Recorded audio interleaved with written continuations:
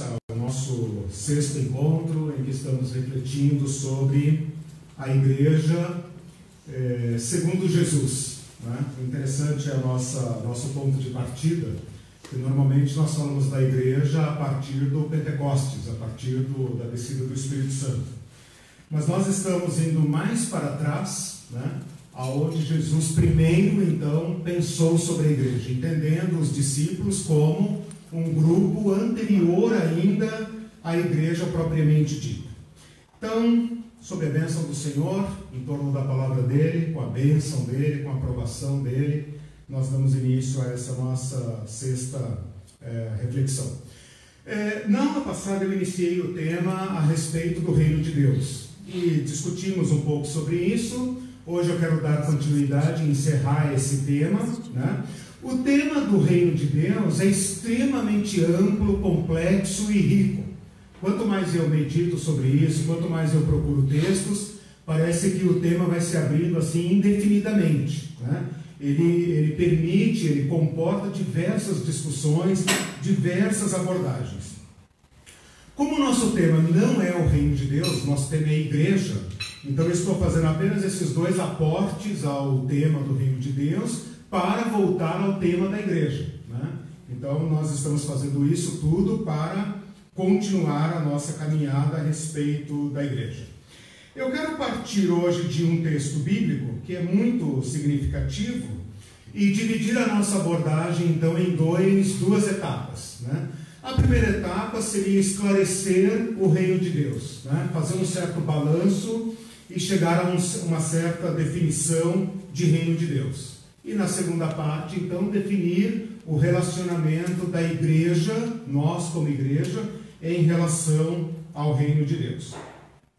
O texto que eu escolhi para começar está em Lucas 17, 20. Eu estou usando aqui a NVT, uma versão moderna da Bíblia, que fala o seguinte: certo dia os fariseus perguntaram a Jesus: quando virá o reino de Deus? Quando virá? Não perguntaram o que é, como, quando, né? Porque eles tinham uma expectativa em relação a um reino, né? Eles tinham uma certa ideia de reino e Jesus também chegou falando sobre o reino. Então é uma proposta versus uma expectativa, né? Quando virá? E Jesus lhes dá essa resposta: o reino de Deus não vem com aparência visível, ou nessa versão, não é detectado por sinais visíveis. Não se poderá dizer está aqui ou está ali, pois o reino de Deus já está entre vocês. Essa frase, o reino de Deus já está entre vocês, ela é uma frase, digamos, portadora de um enigma, porque algumas Bíblias vão dizer o reino de Deus já está dentro de vocês. E outras traduções como essa, que eu considero preferível, vai dizer o reino de Deus já está entre vocês, né? A primeira acepção dá a ideia que o reino de Deus é algo espiritual, algo interno, né? Então Deus reina no meu coração. Então a minha vida, o meu coração é o território, né? Tinha aquelas parábolas antigas dos cristãos, né, muito conhecidas, que no meu coração, né, no meu coração tem uma cadeirinha, um trono, né? E Deus está sentado no trono. Então o meu coração é o reino de Deus. Mas o reino de Deus é algo interno, então, né? Deus reina nesse abstrato interior do meu ser. Mas a outra interpretação, que parece mais coerente com o ensino do reino de Deus, fala: o reino de Deus já está entre vós, né? Então, a presença de Jesus, eu falei isso na aula passada, o reino é o rei, né? E uma vez que o rei veio com todos os seus sinais, com todas as suas realizações de libertação, de pregação, ação, sua própria vida, então o reino de Deus já está entre vós. A gente poderia também entender essa frase dizendo: o reino de Deus já está disponível, o reino de Deus já está ao alcance, e qualquer um de vocês pode entrar no reino de Deus. Se vocês pesquisarem as palavras referentes ao reino de Deus, o verbo entrar se destaca muito, né? todo aquele que fizer assim, assim, entra no reino de Deus. Quem não fizer assim, não entra no reino de Deus. Então, o reino de Deus é um modo de ser, de viver, de se relacionar, de agir, né? Um caminho. Né? Então, por isso ele fala, não virá com sinais como vocês esperam. Existe uma expectativa em relação ao reino político, que o reino de Deus vai frustrar, vai decepcionar, mas por outro lado, já veio. Quando virá? Já veio. Então isso significa que o reino de Deus requer um olhar, né? Ele requer uma compreensão. É muito interessante quando Jesus fala, dos tais é o reino dos céus. Não será, é o reino dos céus. Né? Então significa dizer que o reino de Deus já está presente e ele requer de nós uma percepção, né? uma adesão ao reino de Deus. Na próxima abordagem aqui, eu quero fazer uma certa limpa nesse texto, nessa expressão do reino de Deus, para a gente limpar algumas ideias equivocadas e tentar se aproximar de uma definição razoável do reino de Deus. Então eu comecei dizendo assim, o que não é o reino de Deus? O reino de Deus não é espiritual. E eu vou explicar essa expressão para não deixar muito problema, né? Quando eu digo não é espiritual, não é abstrato, no sentido de que o reino de Deus, quando Jesus fala, por exemplo, meu reino não é deste mundo, né? Então isso nos leva muito facilmente a pensar que o reino de Deus é uma dimensão aí em cima, né? Ele é do céu. Isso aqui não, isso aqui é descartável, desprezível. Deus não tem interesse nenhum na nossa vida material, na nossa vida cotidiana. Esse mundo aqui jaz no maligno. Isso aqui vai para o lixo, né? E Jesus fala, meu reino não é deste mundo. A palavra mundo aqui nos induz a erro, né? Porque a gente pensa mundo como sendo o planeta. E quando Jesus fala, meu reino não é deste mundo, não tem conexão com esse mundo. Então aqui a gente vive como tem que ser. Aqui é o mundo dos homens, né? Aqui é assim que o comércio é assim que funciona, tem que fazer isso, tem que fazer aquilo, não tem jeito, né? Porque o reino de Deus não é desse mundo. Um dia ele vai descer como uma nave espacial, né? Uma nuvem gloriosa, etc. Vai nos raptar e vai nos levar para o reino de Deus. Então nós vivemos aqui aguardando o trem chegar, né? O trem celestial chegar, que vai nos levar para o reino de Deus. Essa é uma compreensão equivocada, porque prende o reino de Deus numa dimensão que não toca a nossa vida, né? Então o reino de Deus é espiritual, no sentido de que ele procede de Deus, né? Mas o espiritual aqui é todo abrangente, ele tem que se manifestar nas dimensões concretas da vida.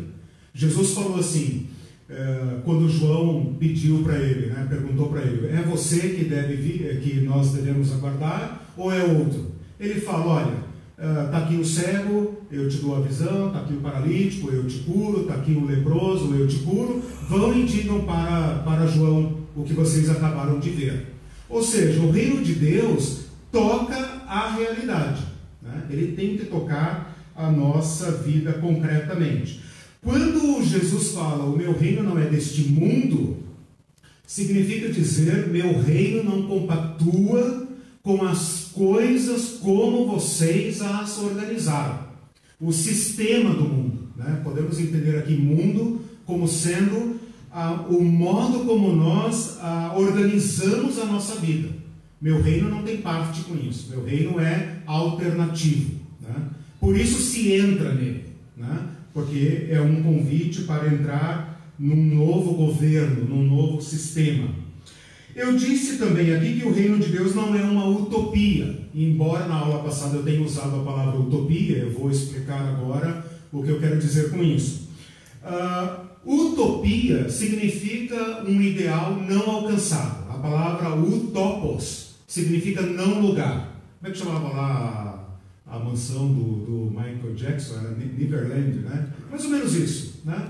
É aquilo que você procura como o pote de ouro que está embaixo do arco-íris, né?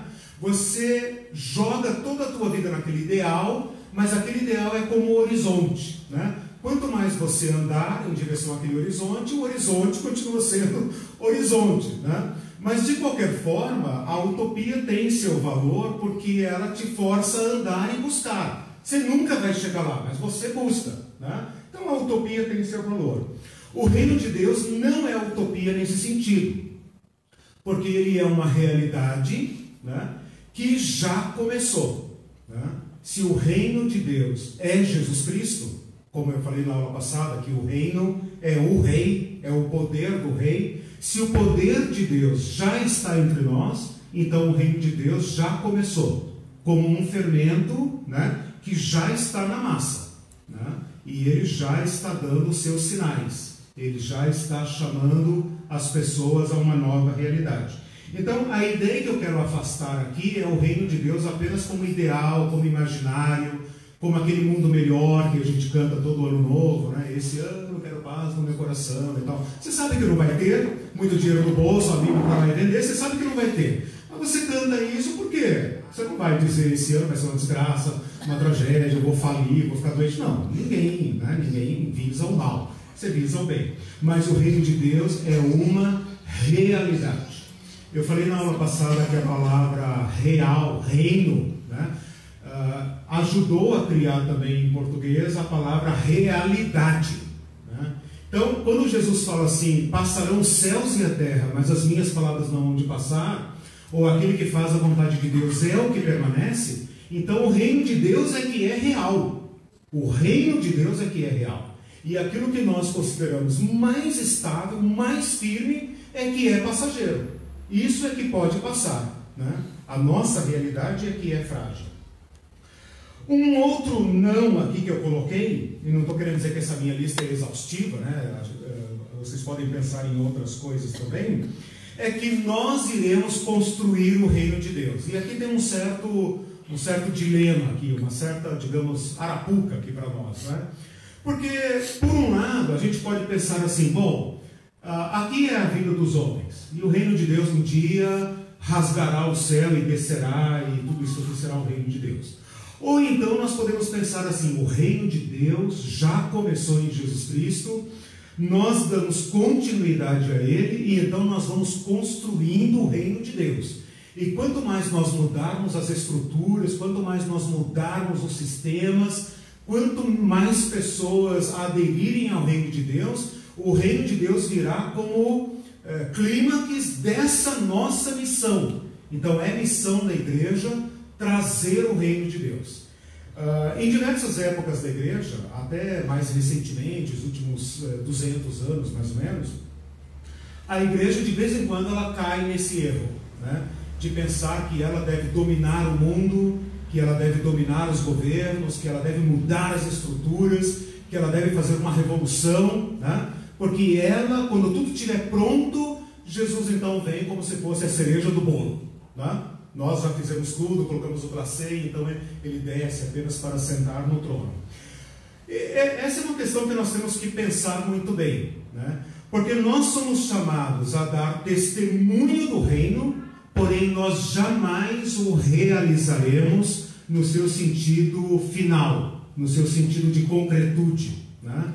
Nós somos como embaixadores, nós somos como posto avançado, né? Nós anunciamos um reino que vem, mas ele é de Deus. Ele é de Deus em todos os sentidos. Ele é de Deus no sentido de origem, né? Que em português o de pode ser posse, pode ser origem, né? Mas ele é de Deus no sentido que é da mentalidade de Deus, é do modo de Deus, e é de Deus também no sentido de que é Deus que o realiza. Então o reino de Deus não é uma construção humana, não é um sistema de governo justo que nós ainda não conseguimos realizar, né? Mas nós vamos realizar. Hoje essa teoria está em baixa, né? Porque ninguém pensa hoje que, né, depois das utopias do século XX alguém vai conseguir construir alguma coisa. Então essas são, digamos, afirmações negativas que eu acho que nos ajuda a limpar o reino de Deus. O que é o reino de Deus? Deixa eu terminar essa exposição, que daí eu abro para vocês colocarem. O reino de Deus é o poder de Deus sobre todas as coisas, né? Então, tudo o que existe, tudo que não é Deus, é o reino de Deus. Deus é o Criador de todas as coisas, é assim que nós cremos. Deus é o princípio de todas as coisas. Ele estabeleceu o seu governo sobre todas as coisas, sobre tudo. Tudo o que há, tudo o que existe, responde a Deus. A nossa fé cristã nega um universo meramente materialista ou uma criação espontânea, né? Para nós, o universo e tudo que existe obedece a uma intenção, obedece a um design, né? Tem um propósito. As Escrituras dizem que Deus não apenas criou, mas dá sustentação, dá coesão a todas as coisas. Então, tudo isso é o reino de Deus. E aqui você já percebe que é absurdo afirmar que a igreja é igual ao reino de Deus. Não, a igreja é um sisteminho, né? Ela é uma porçãozinha, porque o reino de Deus é universal, né? Deus governa, exerce seu poder, dá suas ordens sobre tudo que existe, sobre aquilo que nós sequer imaginamos, né? Porque nós apenas podemos ver algo muito pequeno aqui da nossa realidade. Na oração do Pai Nosso que eu coloquei aqui, ele fala assim: venha o teu reino, seja feita a tua vontade aqui, como é feita nos céus. A Bíblia se refere a tudo que existe como céus e terra. Ela não faz diferença entre céus e terra, né? Aliás, ela não entra em especificações, né? Então, quando ele fala assim, seja feita a tua vontade aqui onde nós estamos, como é feita no céu, isso nos dá uma visão de que o reino de Deus é global, né? Que há um regente, alguém que rege, que dá direção a todas as coisas. O reino de Deus é uma promessa, né? A nossa ordem foi quebrada, né? O nosso mundo é um mundo decaído e Deus promete estabelecer aqui o seu reino justo. Nós não somos capazes de estabelecer justiça, mas Deus prometeu, eu coloquei aqui apenas algumas promessas, né, do reino que virá. Daniel, por exemplo, fala assim: depois destes reinos, virá um reino cujo domínio será eterno, e ele não passará. Então, nós já sabemos que os governos humanos serão fracassados, que todo o sistema humano não alcança o nosso ideal, né?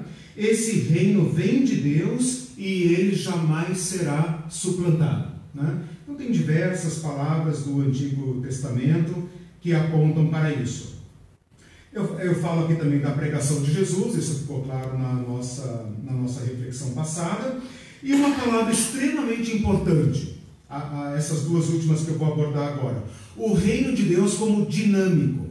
A palavra dinâmico, forma, né? Dunamis, na Bíblia é traduzida como poder, forma em português a nossa palavra dinamite, então acho que não precisa dizer mais muita coisa, né? A palavra dinâmico dá a impressão de poder e expansão. Então é assim que nós devemos pensar o reino de Deus: passado, presente e futuro. Sempre esteve presente no mundo, porque Deus nunca abandonou a humanidade. É anunciado e proclamado por Jesus Cristo como aquele que dá o sinal definitivo do reino de Deus. É confiado a nós como aqueles que aderiram ao reino, ao estilo de vida do reino, e virá em plenitude quando Deus quiser, né? Os discípulos perguntam: Senhor, quando vai restaurar o reino? E Jesus lhes dá uma palavrinha mais ou menos assim: não é da conta de vocês. No Facebook se fala assim: mestre, não podemos dizer isso, né? Então coloque aí: não vos compete saber, né, o que o Pai determinou para a sua exclusiva autoridade. Mas no bom português seria assim: não é da conta de vocês, né?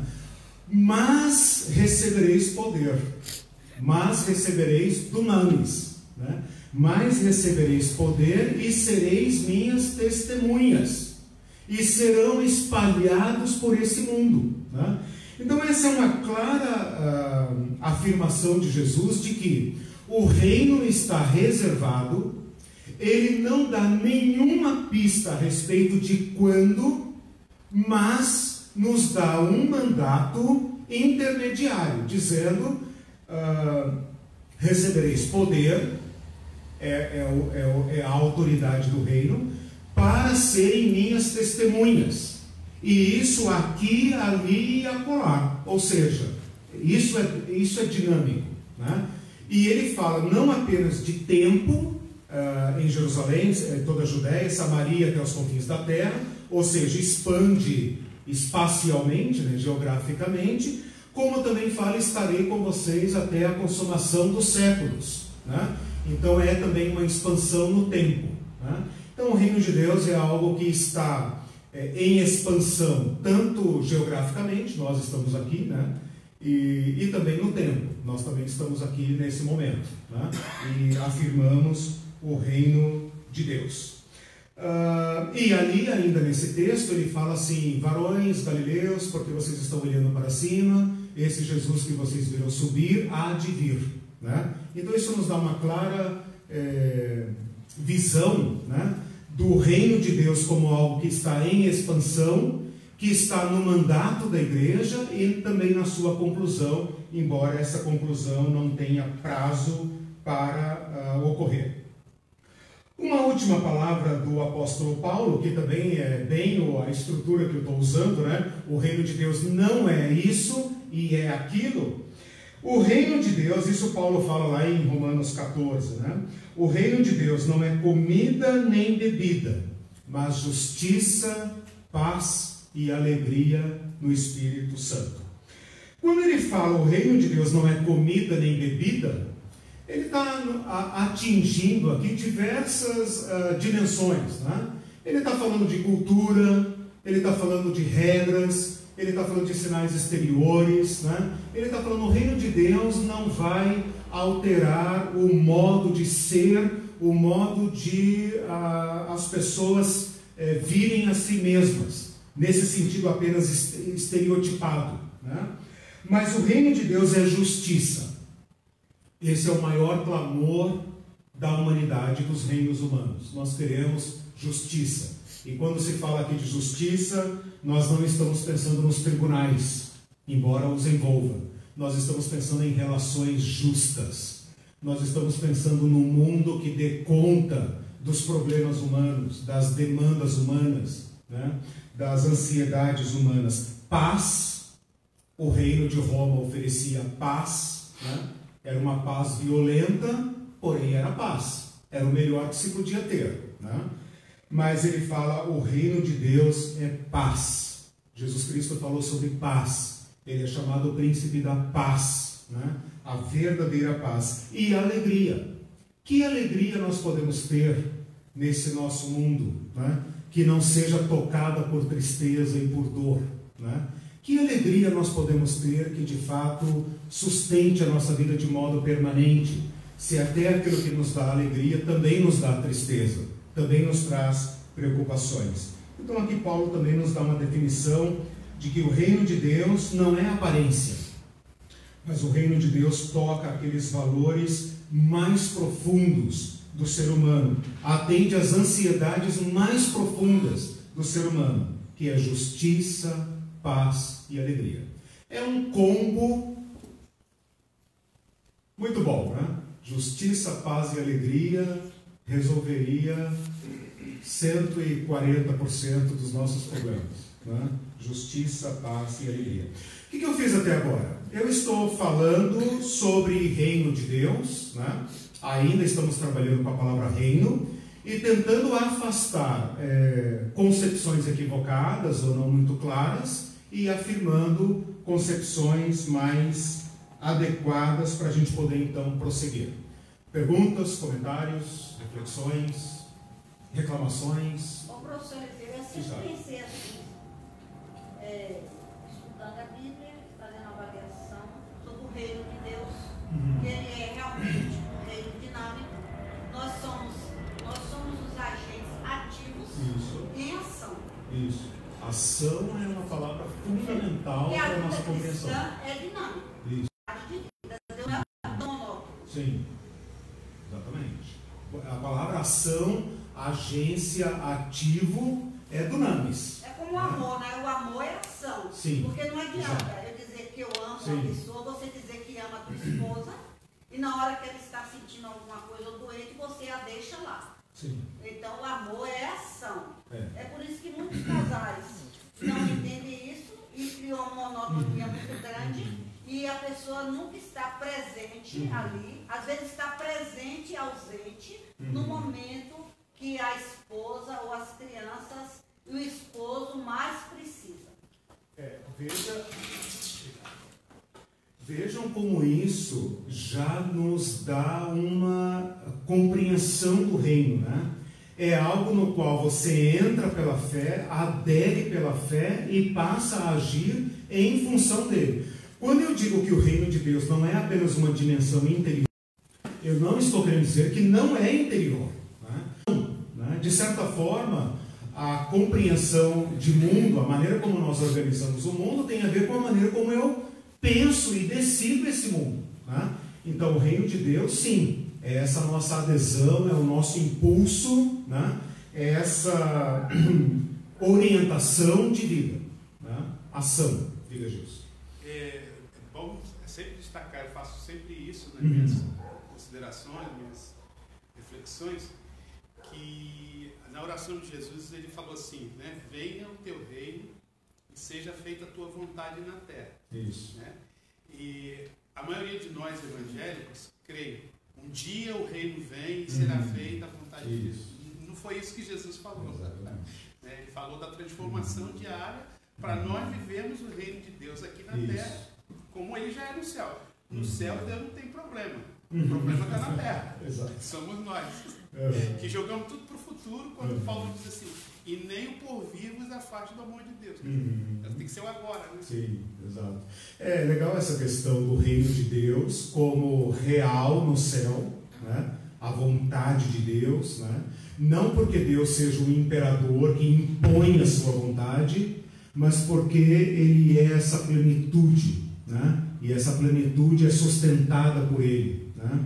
E Ele nos ensina a orar clamando para que isso venha, né? E por que nós temos que orar por isso? É interessante nós, como agentes livres, né, podendo afrontar a vontade de Deus, viver num mundo que é um outro reino, pensando nas questões de reino, né, venha o reino de Deus. Mas que reino é esse aqui? Né? Então, aqui existe um reino, existe uma vontade, existe um modo de ser. Né? E nós estamos, como igreja, antecipando esse reino com a nossa ação, como a irmã falou, e invocando esse reino. Né? Agora, é interessante, por que nós precisamos pedir a Deus, né, para que nos traga o reino? É uma questão interessante, né? Jesus trouxe o reino, anunciou o reino como algo simples, pequeno, né? Não algo que afronte as pessoas, mas ele falou um pequenino grão, uma porçãozinha de semente foi plantada ali no meio, né? E está fazendo o seu efeito, né? E nós, na medida em que anunciamos o reino e vivemos o reino, o invocamos, né? Interessante esse testemunho, essa nossa relação com o reino de Deus, né? Para mim, pessoalmente, a definição e a compreensão de reino sempre foi muito abstrato, muito difícil de entender. Quando a gente fala de igreja, a gente tem todo um histórico atrás, a convocação da Assembleia, capaz de entender reino difícil. Aí me ajuda muito uma expressão do Dallas Willard, que ele trabalha que o reino de Deus é um ambiente onde a vontade de Deus ela é totalmente feita. Quando acontece isso, ali se estabeleceu o reino. Só que aí choca quando Jesus vem aqui e fala que não é visível. Eu entendo que não é visível no sentido como os judeus aguardavam, né? Porque é aquilo que eu falei no início, a proposição de Jesus é chegar ao reino de Deus e a expectativa política, né? Então ele fala, olha, vocês estão esperando algo estrondoso, vocês estão pensando num grande rei que vem com seus exércitos, né, pensando nas legiões romanas, né, alguém que vai enfrentar Roma à altura. Ele fala, o reino de Deus já veio. Né? Então, nesse sentido, não vem com um sinal visível. Boa a tua questão, porque pode parecer que o reino de Deus é abstrato, né? Que o reino de Deus não tem sinais visíveis. Né?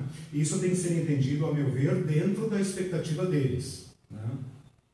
Esse texto que eu falei aqui agora, de Atos 1,6, os discípulos perguntam, Jesus já morreu, já ressuscitou, está se despedindo. Né? E os discípulos falam, espera aí. E quando é que você vai restaurar o reino? Aí que Jesus fala, né? Não é da conta de vocês. Ou seja, eles esperavam ainda que Jesus estabelecesse um reino imediato. Jesus fala, não isto, mas isto. Tá? Então, o reino de Deus hoje, nesse processo de expansão, de realização, ele é materializado, como você falou, onde a vontade de Deus é acatada. Né? Eu não diria até completamente, né? Mas aonde nós estamos aderindo e entrando no reino, adotando os valores, a direção, os princípios do reino. Né? Então, nesse sentido, é o reino de Deus na minha vida interior.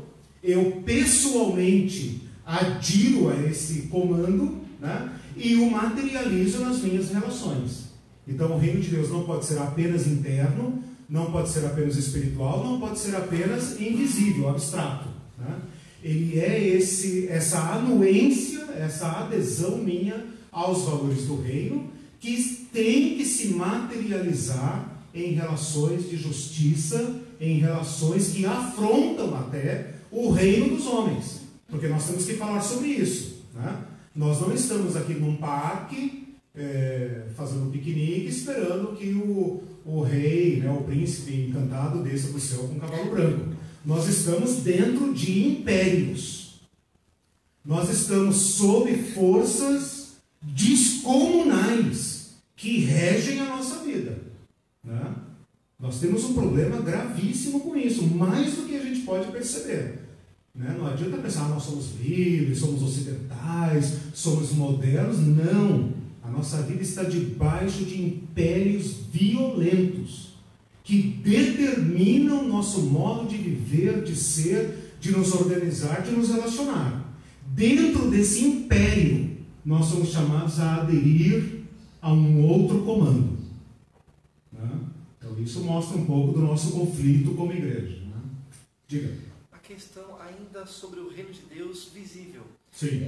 Os judeus, eles acreditavam realmente que eles tomariam o poder, Isso. eles sairiam sob o jugo do povo romano. Isso. Através da força, através da violência, de alguma revolução, ou algum líder revolucionário. Tendo em vista isso, talvez por isso que eles soltaram Barrabás, pediram para soltar Barrabás ao invés de Cristo, porque viam Barrabás como um guerreiro, como alguém que poderia livrar os judeus, né, daquele império à força, digamos assim.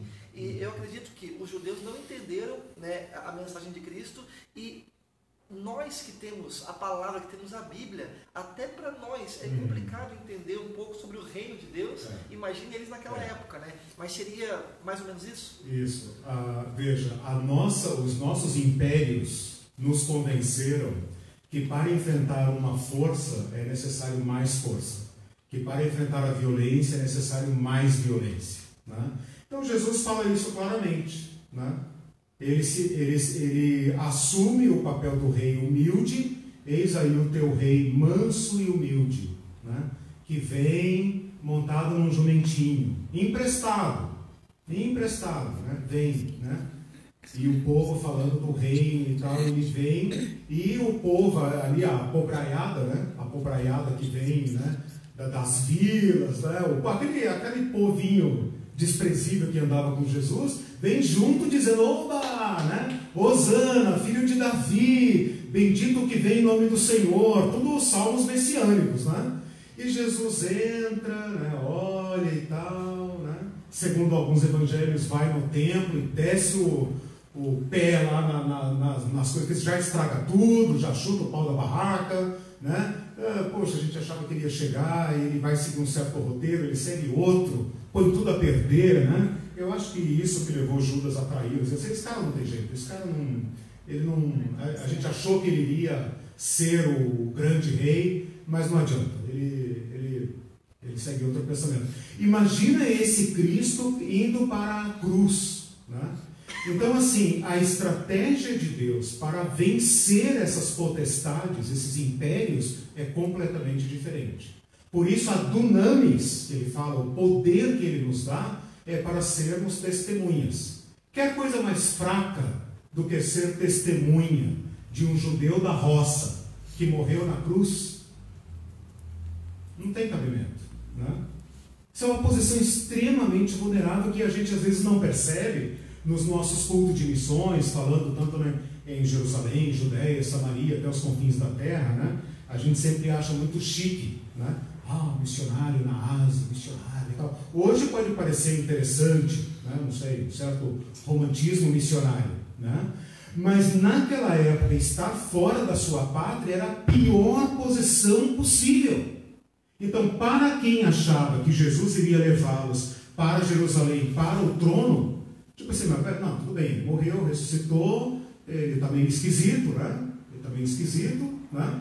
Mas agora ele está falando de ir embora. Aí os discípulos não aguentaram, né? Pô, peraí, e o reino? Né? Jesus, ao contrário de lhes dar uma sede em Jerusalém, um palácio em Jerusalém, fala sobre eles, assim como o Pai me enviou, também vos envio, e sopra sobre eles, o sopro que os espalha.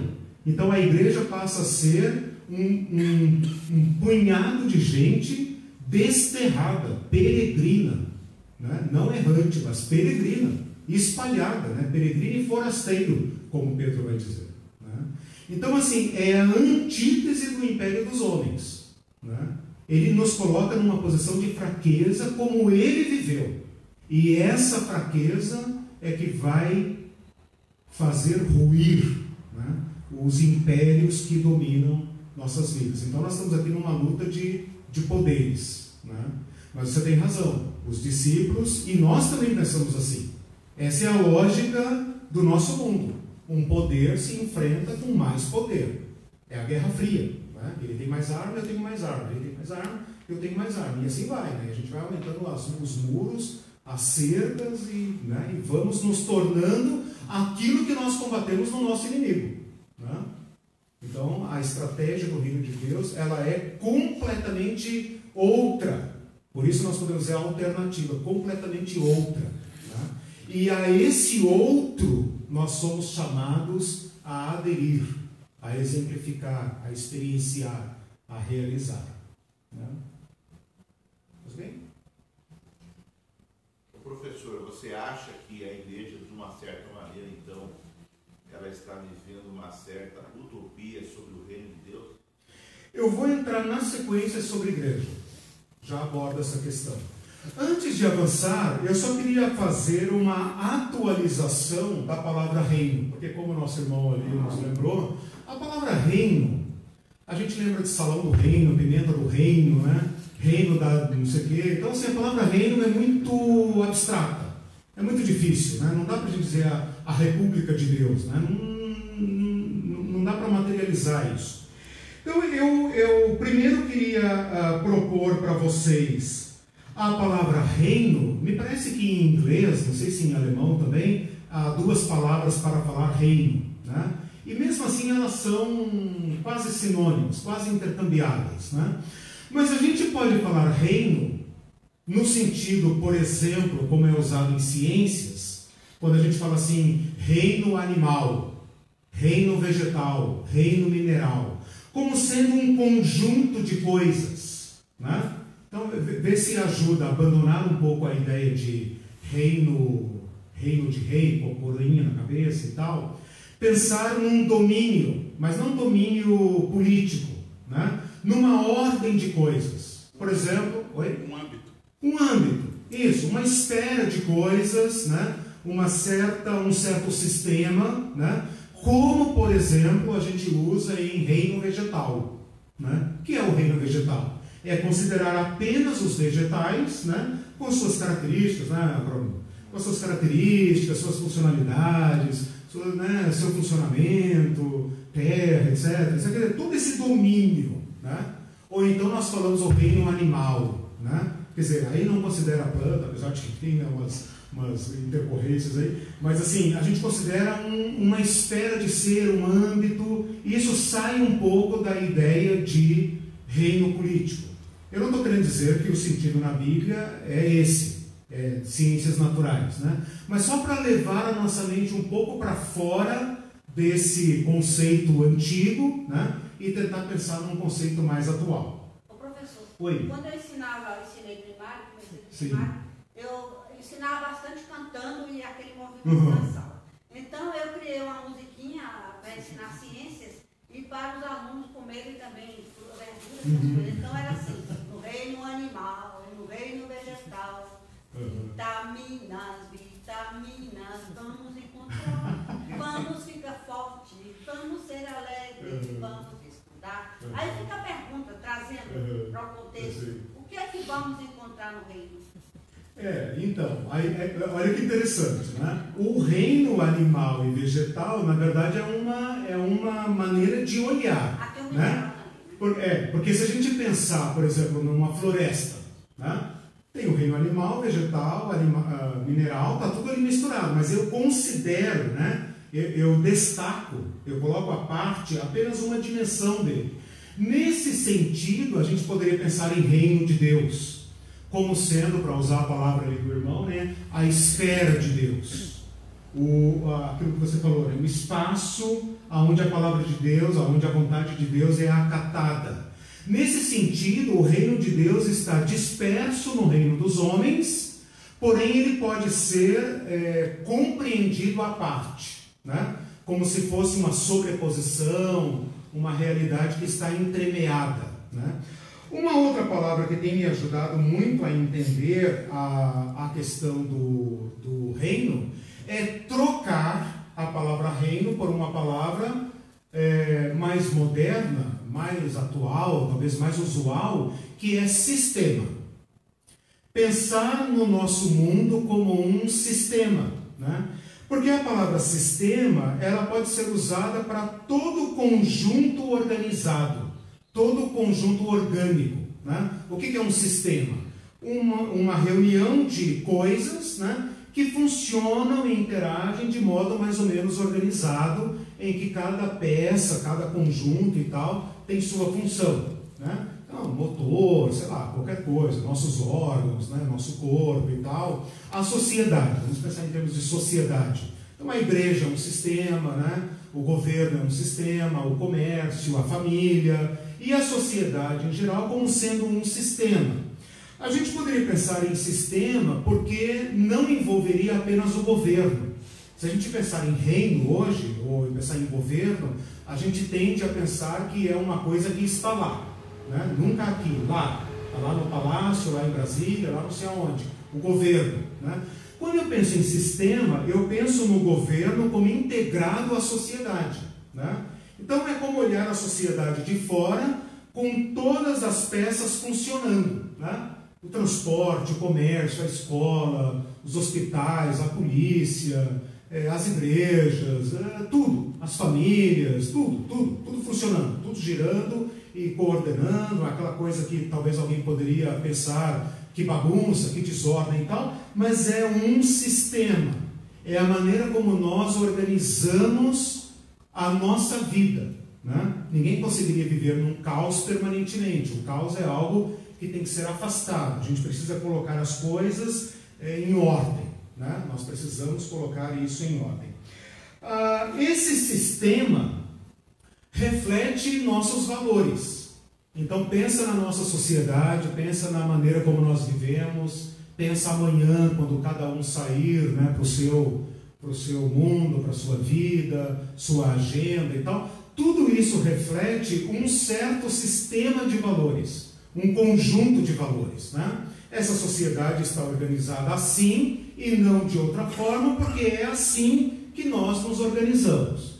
Nós podemos pensar nessa sociedade como o sistema do mundo. Aí entra mundo. A palavra mundo na Bíblia não é o planeta, né? é a maneira como nós nos organizamos. Então, quando a Bíblia fala do mundo, meu reino não é desse mundo, o mundo jaz no maligno, etc., ela está falando desse sistema. Então, a nossa sociedade é um sistema, formado por diversos sistemas. E esses sistemas seguem a lógica humana, a lógica do mundo, a lógica da violência, a lógica da força, a lógica do poder e todas essas doenças que nós não conseguimos controlar. Não estou querendo dizer que tudo que existe na sociedade está errado e é maligno. Porém, reflete nossos valores e nossas doenças e nossas enfermidades também. Né? Ô professor, antigamente, o sistema feudalismo é o sistema, o feudo é a fazenda, o pedaço de terra. Aí envolvia todo aquele, dentro desse sistema, envolvia rei, envolvia servo, envolvia aquela casta toda, né? Daquilo tudo que era cobrado, aquela confusão toda. E no final, quem sofreu o servo, porque o rei às vezes estava lá na batalha e deixava o pau quebrar aqui dentro da fazenda, os servos eram que se matavam para coisar isso tudo. Então, a igreja católica, ela é a senhoria do mundo. Ela também era um grande sistema feudal. Né? Esse livro é maravilhoso, é sobre o feudalismo, falando sobre isso. Então, isso foi um sistema que foi usado há muito tempo para se organizar isso tudo. E esses palácios, essas coisas, como se chama de reino, que eu não sabia que aqui em Curitiba tem muita réplica disso tudo, né? Eu vi no programa. Nada como ter uma professora de história, né, no seu auditório. Né?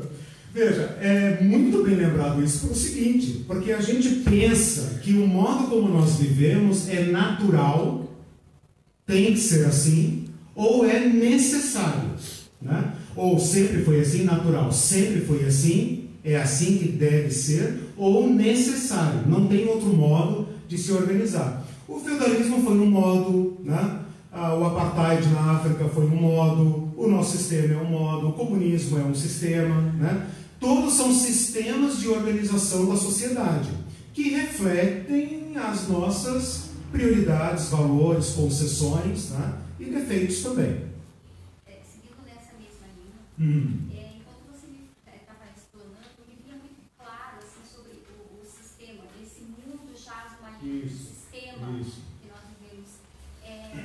Me pareceu que esse sistema tem muito a ver com o capitalismo. Se você não puder me responder, está dizendo por mais que eu responde por. Mas sempre que teve o surgimento de outros modos de organização, ele foi sufocado. Ou então, assim, até desvirtuado para que não haja um outro sistema. E esse sistema que nós vivemos no capitalismo, me parece que é um sistema muito mau, para usar mais porque ele exclui, mas mesmo assim a gente vê que as pessoas, ou até mesmo a igreja, defendem esse tipo de sistema.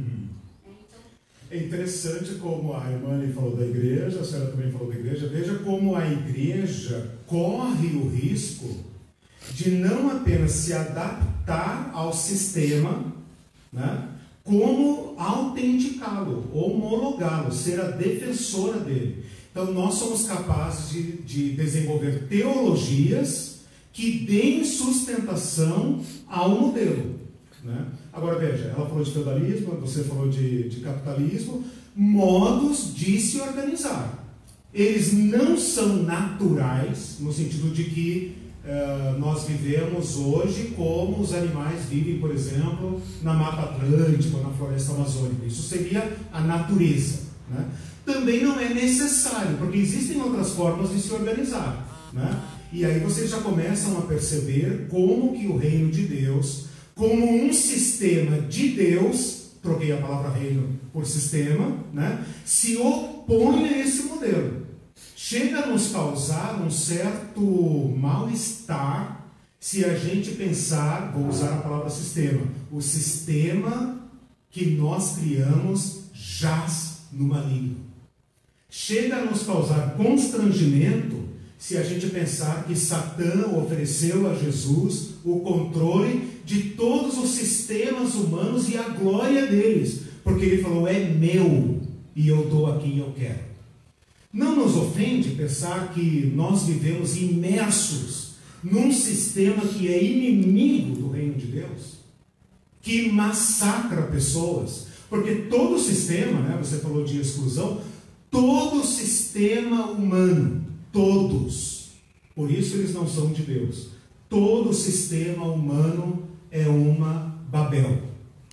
Ela existe para atender alguns interesses e sacrificar outros. Não tem saída.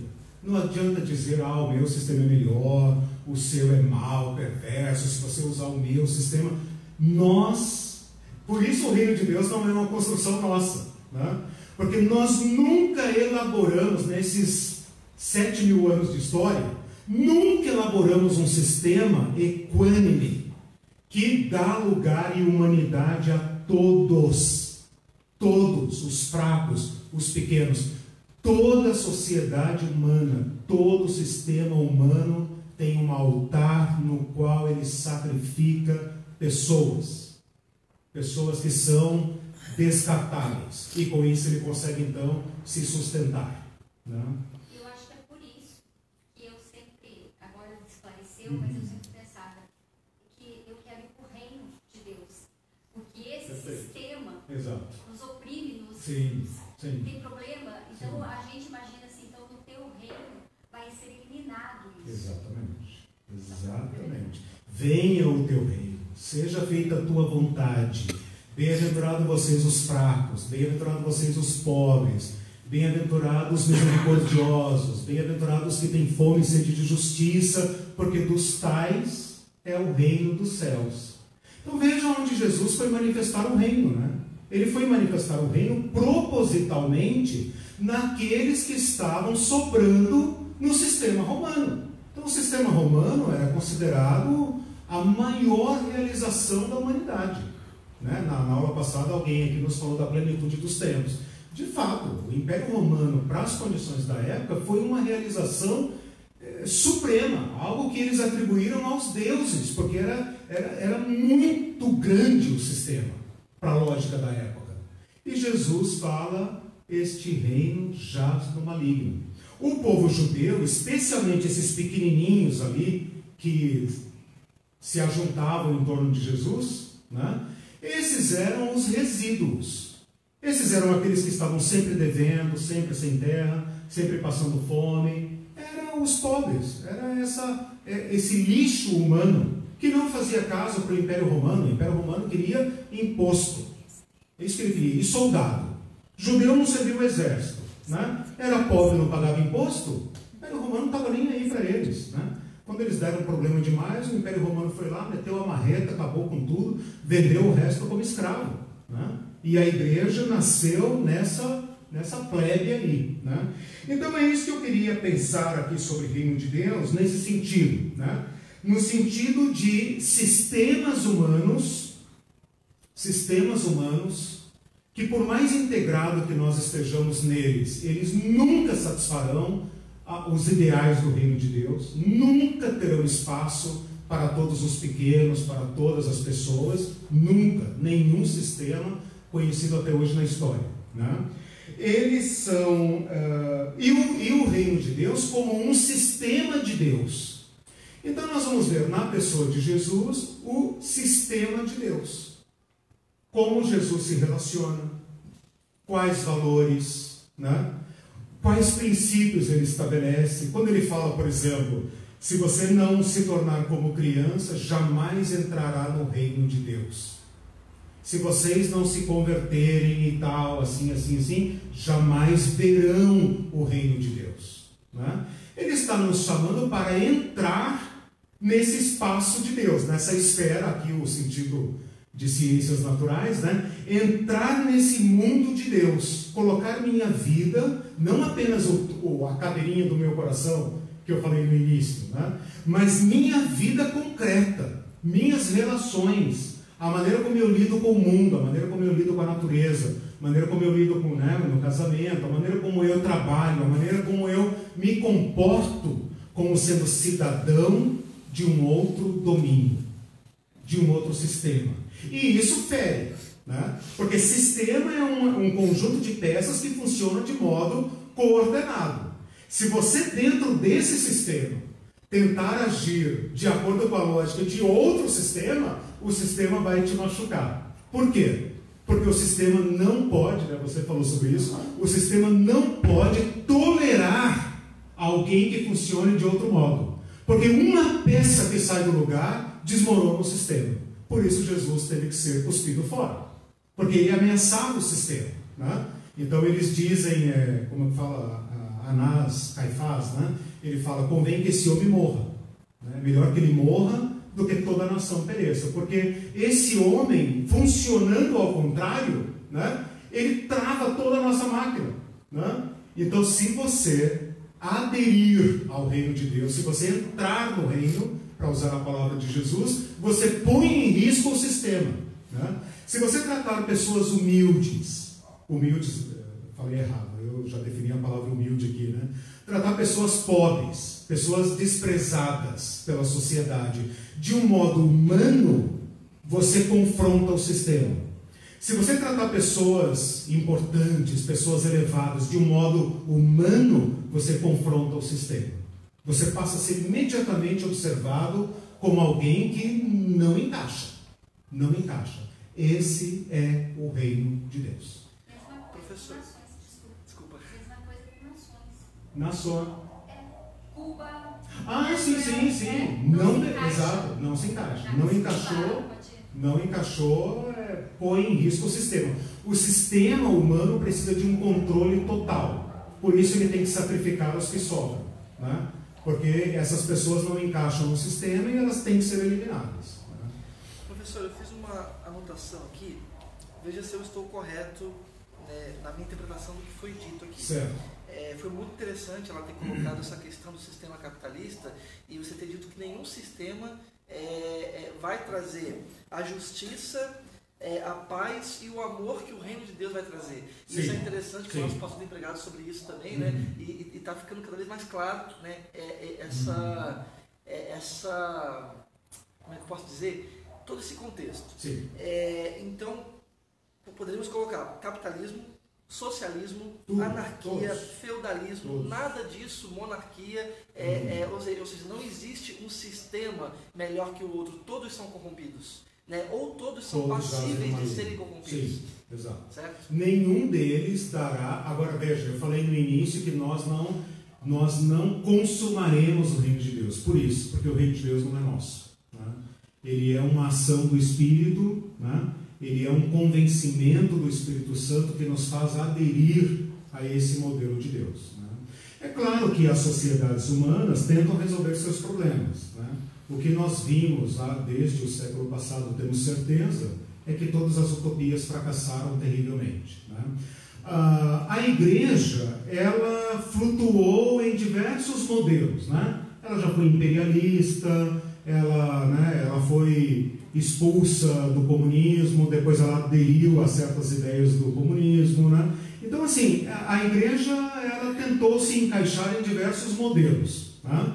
Mas a conclusão que nós chegamos, e é um certo dilema para nós, né, é viver esse reino de Deus sem a garantia de que nós o realizaremos na sua plenitude.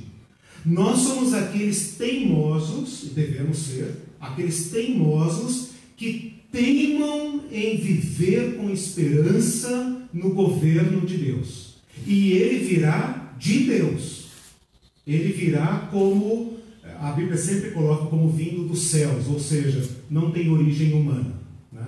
Começou por obra de Cristo, que veio de Deus, está agindo em nós por obra do Espírito Santo, que desceu de Deus, e virá de Deus, da parte de Deus. Nós somos apenas antecipadores, proclamadores, testemunhas desse governo. Nós somos como aquela pedra que não permite que os sistemas humanos se consolidem. Nesse sentido, você tocou nessa ideia, você também.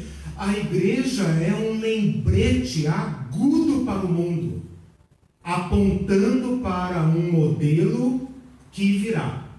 Por isso a igreja deve ser crítica.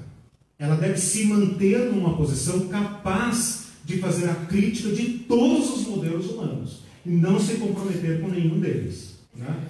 Nem o capitalismo, nem o socialismo, nem anarquismo, nem nada, né? Ela tem que se manter numa posição capaz de apontar para algo supremo, para algo que transcende, né? Porque de nós, da Babel humana, nunca sairá o reino de Deus. Professor, faça um paralelo para mim, que eu tenho uma pergunta a respeito dos apóstolos, né, dos discípulos, quando eles faziam tudo em comum, Sim. suas propriedades. Dá paralelo? Tá. Ela está perguntando sobre o modelo apresentado aí em Atos 2, né? Quando os discípulos de Jerusalém e tal fazem tudo em comum, né? Se dá para traçar um paralelo sobre a vontade de Deus. Eu penso o seguinte: aquela igreja sinaliza para nós muito claramente o que foi a obra do Espírito e o chamado para o reino, né? Naquela situação, eles realizaram daquela forma, né? Em Jerusalém, naquela situação. Eu não entendo aquele modelo como sendo uma regra a ser seguida por todas as comunidades, né? Mas eles reagiram às demandas. A demanda naquela época foi essa e a igreja se mobilizou e respondeu. O diaconato foi a mesma coisa, né? Eu não entendo o diaconato como sendo um cargo eclesial, foi apenas uma maneira da igreja responder ao problema, né? As viúvas estão sendo preteridas, vamos resolver o problema, né? Agora, é requerido, exigido da igreja que ela responda às demandas que estão diante dela, às situações com as quais ela se depara, de acordo com o reino de Deus, né? E isso sim, e nisso nós estamos precisando uma conversão, né? Porque tem muito escândalo no nosso meio. Paulo fala, por exemplo, não havia entre eles quem sobrava, quem tinha falta, né? Então a igreja tem que responder a isso. Parece que a demanda é muito parecida, né? Hã? A demanda hoje. Então, aí é que está, né? Mas aí é que entra aquela questão que eu falei. Nós formulamos teologias para nos manter daquele modo, né? Nós formulamos teologias que deixam de nos confrontar e nos acomodam nesse modo mais parecido com o sistema humano, o sistema de valores humano, do que o sistema do reino de Deus, né? Então a igreja tem que responder a esse chamado, cada comunidade na sua realidade, de acordo com valores do reino de Deus. Nesse sentido, ela dá testemunho do reino. Eu só quero, para depois não voltar no assunto, pegar o gancho que ele falou, porque eu percebo que a igreja já foi perseguida pelo comunismo na história. Sim. E quando a gente passa por uma situação assim, a gente tem a tendência, sempre que a gente é atacado de um lado, você tomar o outro extremo. Isso, Então hoje, o que nós nos comportamos hoje é como se o capitalismo fosse o sistema do céu e o comunismo do inferno. E na verdade nenhum dos sistemas é. Então isso nos leva para o outro extremo. De qualquer obra social, a gente assusta, porque daí você já é taxado de comunista. Eu sou chamada de marxista. Eu nunca li Marx, vou falar a verdade para vocês, nunca li. Mas eu sou chamada de marxista no Facebook. Né? Então, assim, se eu adiro políticas de esquerda, eu sou chamada de comunista. Então, a igreja desenvolveu quase que uma fala de obra social, ela começa a tremer, assim, de medo, né?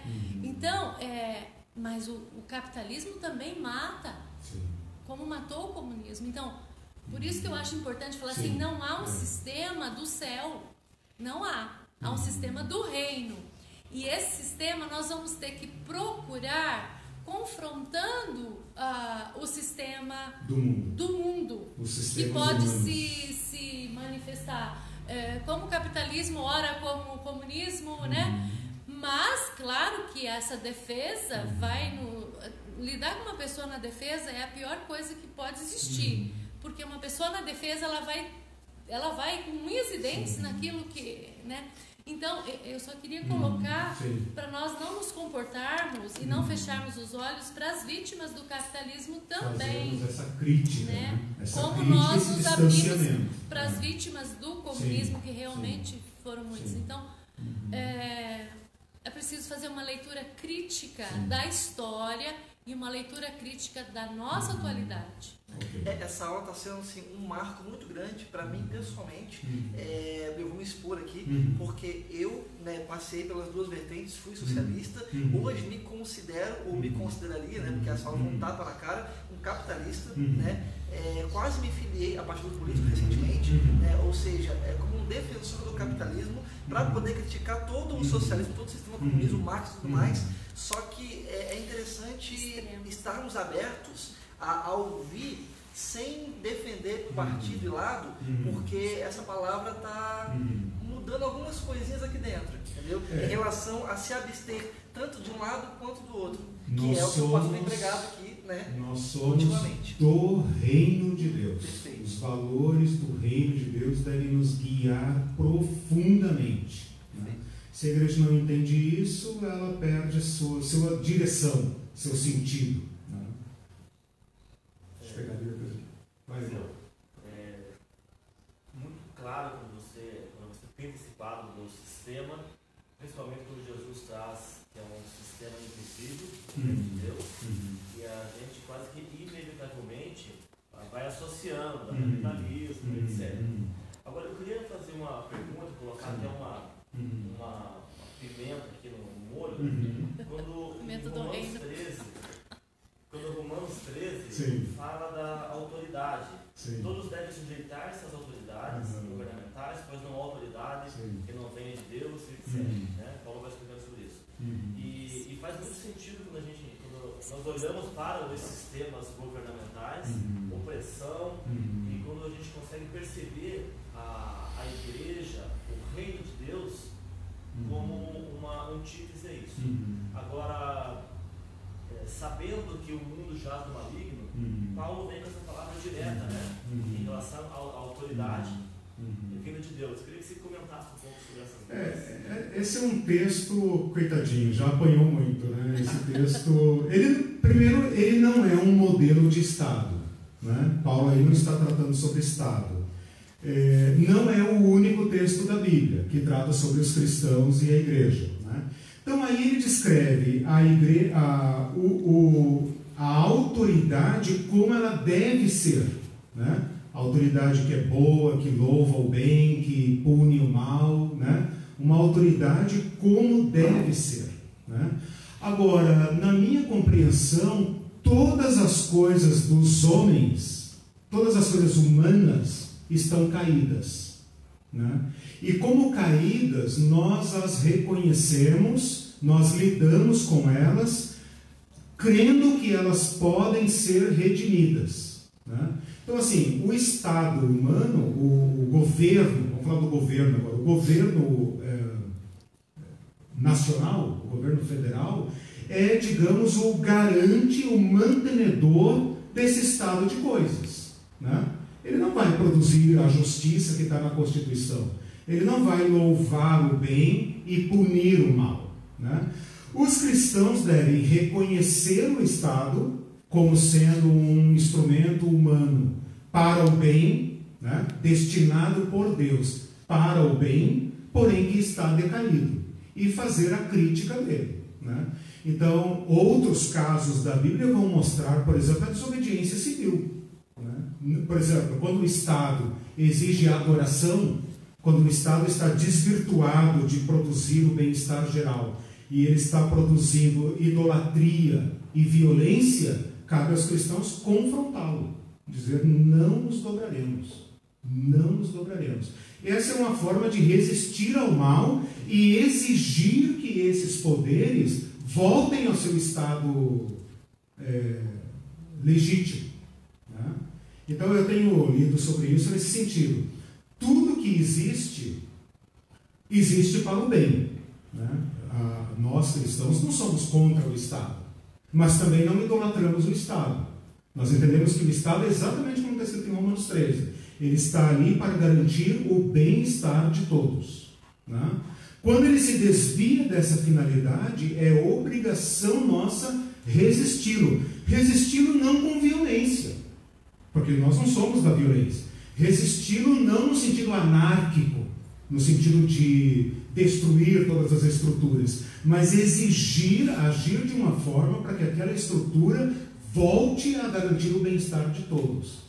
Nesse sentido, nós somos uma crítica ao Estado, nós mantemos um distanciamento crítico fundamental ao Estado, que nenhuma outra instituição humana consegue fazer. Agora, quando nós esquecemos nosso papel, né, aí, meu amigo, aí foi tudo pro ralo. Né? Deveria ser. Né? Agora, de nós é exigida essa posição, porque essa é a vontade de Deus. Olha como entra a questão. O que é o reino de Deus? A vontade de Deus. Qual é a vontade de Deus? Que todo ser humano se realize, que eu falei na aula passada, que todo ser humano realize a imagem e semelhança de Deus. Quando você vê que o Estado serve para destruir pessoas, nós deveríamos ser o primeiro a confrontá-lo, não a destruí-lo, a confrontá-lo, para que ele volte a ser aquilo para o qual ele foi idealizado. Em Atos dos Apóstolos, esse confronto, essa resistência causou não a mudança do governo, mas apedrejamento. Sim, o Estado, Paulo fala isso, né? O Estado, o sistema vai te ferir. Essa é a questão. Muitas vezes, né, voltando àquele ponto, nós arrumamos um modo de nos adaptar ao sistema e até de autenticá-lo. Então, né, a gente estava falando agora um pouco dos louvores, né? Teologia é a mesma coisa. Né? Nós fazemos teologias que nos acomodam ao modelo, com as bênçãos da igreja. Né? Então, Estado totalitário, colonização, apartheid, racismo, escravidão são pecados da igreja na história. Nós, os cristãos, desenvolvemos teologias que deram sustentação a esses modelos. Guerras, exatamente, guerra justa, né? Uma série de questões. Hoje, nós, os desapedrejados, somos exatamente o não apedrejado, mas jogado para fora. Sim, nós somos aqueles que ameaçaram o sistema e o sistema nos excluiu. Quer dizer, você atrapalha. Né? Se você continuar funcionando desse jeito, você enguiça a roda. E daí tem que, né? Quem quer falar? O Leandro, né? Depois. Eu gostei muito da sua colocação com relação a todo o sistema cria pessoas excluídas. Quando Jesus se fez, quando Deus, que era o outro completo, que não fazia parte de nada, se fez homem, ele se inclui. Se faz humano, né? Ele se inclui. E ele se inclui para nivelar todo mundo igual. O engraçado é que essa situação é sempre interessante. O ser humano quis ser igual a Deus e foi excluído. Deus se fez homem. Né? A gente esquece essa posição. E quando ele cria essa igualdade, ele afronta exatamente o sistema na sua principal circunstância, que é um ajuntamento que exclui o resto da totalidade. E o propósito de Deus é a restauração de todas as coisas. É a salvação de todas as coisas. Desde a plantinha até o elefante, passando pelo ser humano no meio dessa história. Então, a Constituição, a gente, infelizmente, a gente tem 100 anos de vida, de conhecimento, a gente está preso a uns 100 anos de história só. Não existem só dois sistemas, não existe só o capitalismo e o socialismo. Existe 1 milhão de sistemas, existem tipos de variáveis e intermeados, assim, que se contrapuseram dentro da mesma existência. Aqui no Brasil mesmo tem várias situações anarquistas, inclusive a colônia Cecília, que é conhecidíssima, tudo. Várias maneiras de resistência que os sistemas, por exatamente destruir os excluídos, apagaram e idealizaram como sendo assim, sempre foi assim, tem que ser assim, é o que a gente vive, é necessário. E quando Cristo se apresenta exatamente para os excluídos, e ele diz, esse é o reino. O reino não é dos excluídos. O reino é um contraponto a isso. Fala assim, olha, vocês estão excluindo, não é para excluir ninguém, não é para deixar ninguém para trás, é para todo mundo ser igual. E aí o contraponto da igreja é exatamente falar assim, ó, o capitalismo faz isso, a gente faz assim. O socialismo faz, a gente faz assim. Porque não é o que a gente quer, é o que Deus diz para fazer, para manter todo mundo de uma forma igual assim, equânime, igualitária, para dizer assim, não há maior nem melhor, todos são importantes para Deus, e não é todos os seres humanos, toda a criação é importante para Deus. Porque a gente tem a mania de achar que depois que Deus criou o homem, ele falou, isso tudo é muito bom. Não, o homem foi o final da criação e falou, agora toda a criação é muito bom. Não é só o ser humano que é muito bom, agora resolvi criar o melhor. Não, toda a criação se completa, se congrega numa coisa com Deus, e ele fala, agora que está tudo muito bom, tudo fechadinho, agora eu descanso. Essa proposta da igreja ser sempre o contraponto do sistema na base do próprio sistema. E o que vai acontecer quando a gente for exatamente o contraponto? Você falou de forma bem clara, você vai ser perseguido, você vai ser morto. Você falou, chega, você está destruindo o que a gente está criando. Sistema, né? Aí você vai ter que ser morto. Por isso a igreja é perseguida, por isso a gente é desigrejado, por isso a gente é excluído, por isso a gente se coloca em posições de confronto. Mas não é porque a gente quer destruir, não, a gente quer viver o reino de Deus. Exatamente. Eu não quero nem que o mundo se converta no reino de Deus, porque você mesmo falou, é algo que Deus vai fazer, e é algo que Deus vai fazer. Não é algo assim. Garantido, né? Essa é a garantia que Deus falou, eu vou implantar meu reino. E o meu reino já. E essa questão de Deus vai implantar o reino, e o reino já existe, ele existe nesses confrontos. Fala assim, a igreja primitiva vivia quem assumiu a igreja primitiva era a ralé. Eram os excluídos, os pobres, os perdidos da vida. E de repente, alguns ricos viram aquilo também, se converteram. Alguns Nicodemos da vida, algumas Áquila e Priscila também se converteram. O que a gente faz? A gente não pode mais viver assim. A gente vai doar o que a gente tem. Para quê? Para todo mundo ficar igual. Para todo mundo viver, a gente vive em igualdade. A igreja primitiva estabeleceu esses paradigmas, né? Pela primeira vez, senhores e servos sentaram na mesma mesa, né? Para tomar o pão. Né? Se a gente lê o cuidado e ao mesmo tempo a ironia com que Paulo escreve para Filemon, aquilo ali destrói tudo que a gente pensa de conjunto social. A carta de Filemon, um bilhetinho de 20, aquilo ali destrói todo o sistema que a gente cria, seja capitalismo, seja socialismo, seja feudalismo, seja tudo. Aquilo ali destrói tudo. A gente pode pensar nas sociedades humanas como uma Babel. Uma Babel, que é construída de baixo para cima para tornar grande o nosso nome. Todas as sociedades humanas são Babéis. Né? E o reino de Deus vem de cima. Né? Ele é um dom de Deus, né? Que será dado. Você ia falar? Professor, eu estou assim até um pouco decepcionado. Estamos longe do ideal, então. Mas é bom constatar isso, é bom constatar, porque assim, o reino de Deus, veja, eu vou caminhar agora para a conclusão, né? Eu demorei mais do que eu imaginava nessa parte, mas ela é importante. Para a gente estabelecer agora, então, qual é a nossa relação com o reino. O reino de Deus como alvo da direção à igreja. Né? Então, se a igreja pensar assim, para que existimos, o que nós estamos fazendo aqui, por que nós nos reunimos uma vez por semana, 2 vezes por semana, por que nós oramos, por que o pastor prega, por que nós fazemos louvor, por quê? Né? O clímax, né? Quer dizer, o alvo, o objetivo de tudo isso, que dá direção, sentido, limites, né, à igreja, é o reino de Deus. Né? Então, a igreja é chamada, então eu coloquei aqui, a igreja não é o reino, isso nós já sabemos. O reino é tudo de Deus. Né? A igreja é esse povo chamado, feito a partir da pregação do reino. Então, primeiro Jesus vem e anuncia o reino. É chegado o reino.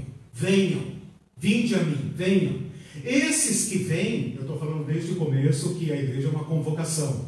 Esses que atendem à convocação passam a ser a eclésia, né? A convocação. Então nós somos as pessoas que ouviram um chamado, uma vocação e resolveram aderir, né? Nós somos pessoas que resolveram aderir. Ao aderirmos a essa convocação, a convocação não pode se dar sem um objetivo. Não faz sentido chamar uma reunião de condomínio, chegar lá e falar, pessoal, façam aí o que vocês quiserem até às 9, né? Porque eu programei aqui de 8 às 9, né? Não, isso não faz o menor sentido. Então a igreja, ela tem um sentido. Qual sentido? Estritamente vinculado ao reino de Deus. Ela não tem nenhum outro objetivo, nenhuma outra finalidade própria dela que não esteja vinculada ao reino de Deus. Se ela não fala do reino de Deus, ela própria perdeu a esperança. Ela própria perdeu a fé. Porque nós vivemos não para nós, não para aumentarmos, para incharmos. Nós vivemos para o reino de Deus, né? Então, nesse sentido que eu digo que o reino de Deus é a direção, como se fosse a bússola, né? São os parâmetros do reino de Deus, os objetivos, os interesses do reino que norteiam a igreja. Eu coloquei aqui também, a igreja é a agência do reino. Eu gosto da palavra agência, porque agência é ação, como a senhora falou aquela hora. Então, todos os nossos movimentos, tudo o que fazemos como igreja, tem a ver com o reino de Deus. O culto é apenas uma ação dessas, né? Mas se você se entende como chamado, e aqui nós arrancamos aquela classificação, né, dos chamados e não chamados. Todos são chamados. A igreja existe, dentre outras funções, para capacitar, habilitar, instruir, fortalecer cada irmão no seu chamado, né? Então, professor, etc., né? Funcionário público e tal, cada um agindo dentro de um sistema do reino de Deus para salgar, né? Você falou do Estado aquela hora, para salgar o Estado com esse sabor do reino de Deus, né? Então, cada ação, se você ler os catálogos de ações de conduta ética do Novo Testamento, cada ação daquela, né? O abandono da violência, abençoar e não maldizer, ser grato, né? Proclamar o reino, tratar as pessoas com humanidade, romper com esse modelo destrutivo, não favorecê-lo em nada, romper com ele, né? E passar a acatar esses valores do reino de Deus, né? Que promovem a realização do ser humano. Então, essa palavra da agência nos vincula ao reino, né? Tudo que fazemos é para o reino. E isso não tem a ver apenas com o conjunto, né? Porque quando eu uso a palavra convocado, eu estou usando uma figura de linguagem. Não significa que nós só vamos agir aqui no domingo juntos, reunidos, né? Está formada a assembleia, né? Declaro aberta a sessão. Não. Cada um de vocês, na segunda-feira, naquele dia mais banal, nas atividades mais ordinárias, é um convocado, né?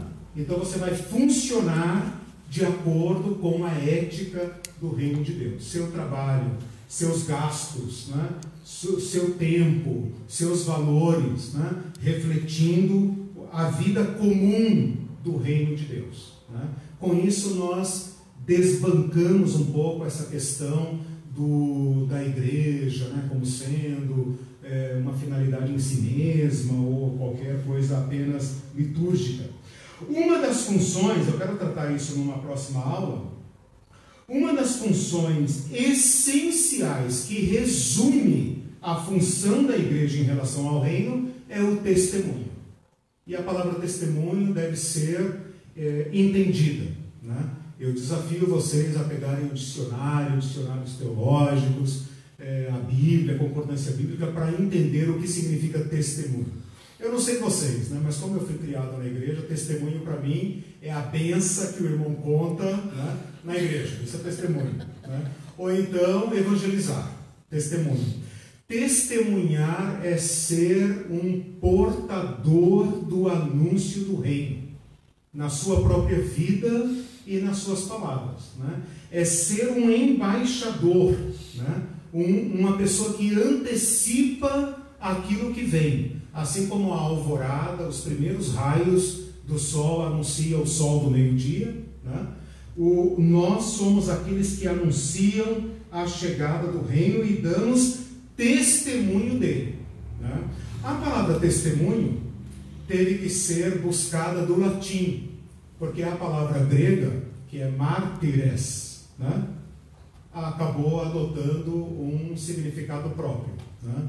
A Bíblia grega chama o testemunho de mártire, mártir. Como os cristãos, com seu testemunho, foram massacrados, eles tiveram que criar um novo vocábulo. Né? Então nós pegamos a palavra mártir, que significava testemunho, e não a traduzimos. E por isso nós falamos hoje, o cara foi um mártir, o irmão foi um mártir, a irmã mártir. Né? E aí fomos buscar a palavra testemunho no latim, né? Para poder dissociar essas duas ideias. Mas o testemunho da igreja primitiva era tão radical, né, como você lembrou para nós aquela hora, que eles foram, muitos deles, martirizados. Né? E esta é uma prontidão que o cristão deve ter, não no sentido de que nós vamos procurar a morte, né? Mas no sentido de afrontar o perigo, de correr riscos pelo reino de Deus. Eu sempre tinha pensado como tomar a cruz como uma coisa espiritual. É ou não é? Né? Você tome a sua cruz e me siga. Eu pensava, bacana, minha cruz é meu ego. Né? Então, se eu não comer chocolate na Semana Santa, se eu fizer jejum, eu estou carregando a minha cruz. Né? E os autores que eu tenho lido falaram assim, cara, tomar a cruz na Judeia era enfrentar a maior ameaça que os romanos poderiam fazer a um cidadão judeu. A morte na cruz era algo espetacular, horroroso, para não apenas matar aquele pobre coitado, que eles fizeram aos milhares, mas também aterrorizar você, para nunca afrontar o sistema. Quando Jesus fala, eu vou para Jerusalém, sabendo o que me aguarda lá, e cada um de vocês assuma a sua cruz, ele está dizendo, corram riscos, assumam os riscos de afrontarem o sistema sem medo, porque não há nada que o sistema possa fazer contra você. Então isso me leva a pensar num testemunho mais... quais consequências vão me tocar? Né? Será que eu vou ser promovido? Será que eu vou ser hostilizado socialmente? O que eu vou perder se eu der um testemunho franco? Não estou falando nada de fundamentalismo, não estou falando de chatice de crente, não. Estou falando dos propósitos do reino de Deus, né? De quebrar paradigmas sociais, de quebrar valores do sistema diabólico, né? Porque destrói o ser humano, para dar testemunho do reino de Deus sem medo. O apóstolo Paulo fala, todos os dias somos entregues à morte. Significa todo dia morro, todo dia corro riscos. Né? E o que é que nos amedronta? O que é que nos cerceia? O que nós temos medo de perder? Né? O que nós estamos dispostos a perder para o reino de Deus? Então Jesus aqui já foi direto ao ponto. Está vendo a cruz lá? Está vendo lá? Todo dia eles passavam por cadáveres pendurados na cruz, e ele falava, quer me seguir? Tome desde já a sua cruz. Tome desde já. Quer dizer, afronte o sistema, não tenha medo dele. O máximo que ele pode fazer é te crucificar. Nosso Senhor foi crucificado e ressuscitou. Então o sistema não pode nada contra ele. Né? Isso nos libertaria, né? Para dar testemunho do reino de Deus, primeiro convertendo a nós mesmos, né?